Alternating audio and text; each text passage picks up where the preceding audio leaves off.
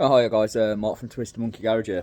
Hope everyone's okay. Now, I'm not showing you any videos today. What I'm doing is going to introduce something to you. So, we have just replaced the Twisted Monkey GTI with the Twisted Monkey van. So, that's all up and running now. But it begs the question, what to do with the GTI? Now, the GTI has been a very good car. And if you're a car guy like me, you just can't stand the thought of getting rid of her. However, that being said, she is tired now. She's on about 220,000 miles chassis. So the engine was rebuilt about 60,000 miles ago-ish now. But the chassis has still got a lot of miles on it. Now, there are a lot of things wrong with the Golf. I mean, there's the engine. She's looking tired, she's looking dirty. The MAF sensor started leaking out of the air intake pipe in there, so just a quick fix, globbed it with silicone because I needed it to run quite quickly, to be honest. I needed the car. Everything else, it's all dirty, it's all battered. I mean, even down to the belt's looking tired, that needs a change. I'm not too keen on that air filter setup either, it was good. It's still got 3-inch stainless running all the way through, so it is still quite a nice sounding car. The bodywork is just tired on her. We've got the usual Mark 5 rot. They're not the original wheels. I know the original wheels are there, so I do have the original 18 inch Monzas for it.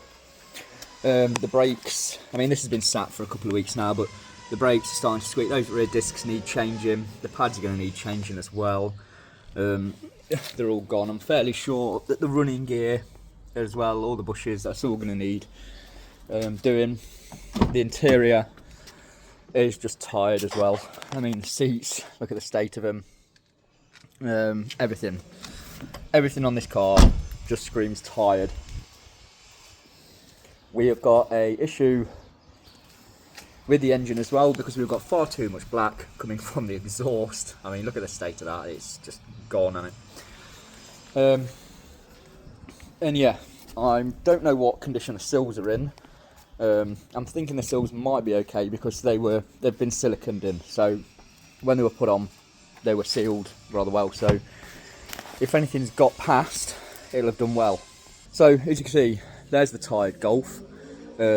There's a lot of things wrong with her. Like I say, the ABS sensors on the rear, they've gone. It's the actual pickup ring, so the hubs will need changing, as well as the brakes. The steering rack, there's a problem with the steering rack. Now, I don't know, with the power steering, the car was pulled onto a low loader because it had a blowout on the A50, so that was really why those wheels were changed.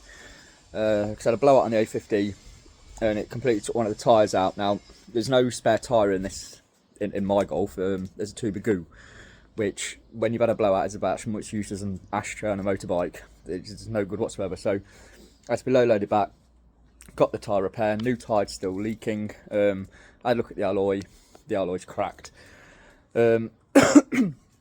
Quickest solution at the time was get some aftermarket alloys and smack them on with 4 brand new tyres. So we did that. Obviously, since it got pulled onto the low loader, the power steering went.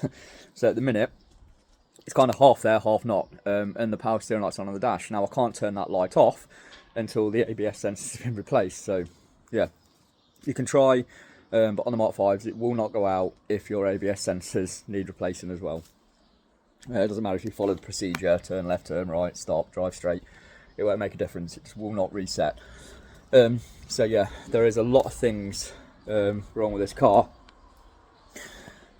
which unfortunately has had to force a decision. So, as much as I love the car, there's only one thing I can do with it: rebuild. Really think I was going to get rid of it, did you? That's never going to happen. Right, so the whole car is going to get rebuilt. That's going to be on my YouTube channel. I'll post snippets on here, but obviously I can't post very long on here. So it's going to be a complete everything. Engine's coming out. The engine's going to go through a massive overhaul. We're going to increase the power. I'm going to try and build a monster. Everything's going to get stripped down to a block. It's all coming apart. As much as it can is being replaced and upgraded. So I'm going to go for pistons. I'm going to go for the piston rods. I'm going to go for an integrated rocker cover, integrated plenum or air intake, whatever you want to call it. We're going to change the air intake system. We're going to go for a bigger turbo. We're going to go for the RS4 injectors. We're going to go for the R8 coils. Looking at building quite a high horsepower car here. Obviously with that though comes a lot of challenges, so a lot of things need to be replaced, a lot of things need to be changed, a lot of things need to be upgraded. But we'll go through that as and when it comes to that part of the build. Now, I will try and do a step by step as much as I can on this, and I want to try and speak in a language that even non-mechanics or non-car people are going to be able to understand, because there's nothing more frustrating when you're interested in something and people speak in a different language. So we'll try and keep it simple, but at the same time, for those that do know what they're talking about, and I've got a keen interest in mechanics, so I'll obviously make it interesting for you as well. The shell is going to get stripped down to a shell. I'm going to go through it, get rid of any rust, any rot, and I mean anything, like I did on my old Skyline. I did that video, or that channel, that was about 10 years ago now, on my R33. And everything, it's going to be the same. I'm probably going to be a little bit more fastidious on this build because a lot of the parts are more available. So the problem I had with the Skyline was some of the nuts, some of the bolts, things, I couldn't find them for love nor money. So they had to be cleaned up and put back on. Whereas possible here, I am going to go and try for as close to a 0 mileage chassis once it's rebuilt as possible. Now, you're never going to be able to turn your clock back to 0, but obviously as close to it as possible for me, in terms of the condition of the car. The mileage on the clock is the mileage on the clock. I might have to research it, see if there is a way, if you've done so much to a vehicle that you can get the clocks turned back, but as far as I know, I don't think you can. But yeah, last time we're going to see the Mark V in its built glory for quite a while. Not going to be a quick build, I'll point that out now. So if you're expecting just to switch on one day and see a build from start to finish, no. We're easily going to be looking at a year plus on this, because of the cost, because of the time involved in doing things, and it's got to be done in my spare time as well. So yeah, also research. I mean, I know quite a bit about what I'm talking about with this car. I know what I want to change, how I want to change it, but things are always moving along, things are always progressing in terms of modifications. So I want to obviously put the best I can on the car. We're going to tidy this engine. It's a good engine, but it just always looks a bit busy, doesn't it? Yeah. Yeah, look how tired she looks. Poor. Anyway, so if that's something you're going to be interested in, then stay tuned. We're going to start fairly soon. There's a lot I can do while it's here until I get it moved to the workshop.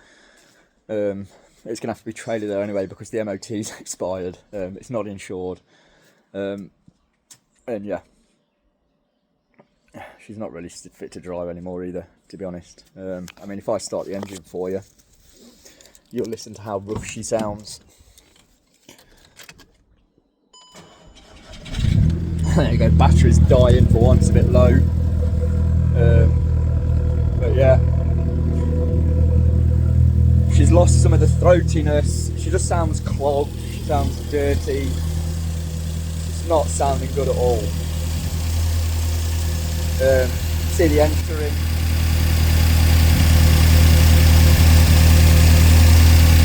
I don't know if you can see that on the camera, but yeah, she is searching. So she's searching for air. There's obviously something going on, and like I say, I've got board in the world. Every dash light on in my car, it's like a Christmas tree. Right, I don't know what happened there. The video cut out. I think it was because it connected to the Android Auto in my car. But like I was saying, if that's something you're going to be interested in, then stay tuned because the rebuild is going to happen. It's not going to be a fast progress, and I'll go through as much as I can with you as possible, so you can all see exactly what's going on, and I'll try and impart what little knowledge I have along the way. Cheers, guys.